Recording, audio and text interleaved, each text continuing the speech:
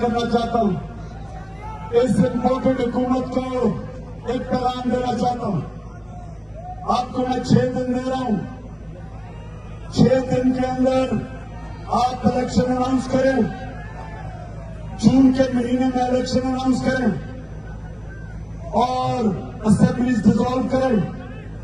अगर 6 दिन के बाद ये नहीं करेंगे आप, तो मैं सारी अपनी कौम को लेके वापस इस्लामाबाद आऊंगा।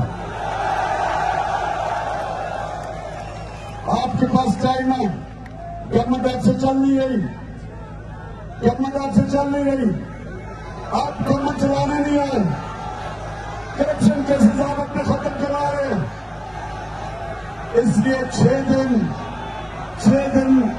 अगर 6 दिन में आपने फैसला ना किया तो मैं सारी अपनी कौम को लेकर इंशाअल्लाह इस्लामाबाद आऊंगा और इस बारी कोई रुकावटें नहीं होंगी, क्योंकि सुप्रीम कोर्ट का हुक्म है कि कोई किसी किस्म की पुरअमन एहतजाज पे किसी किस्म की रुकावट नहीं हो सकती।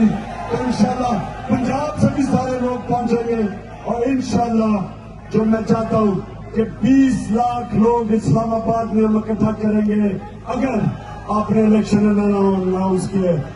पाकिस्तान जिंदाबाद।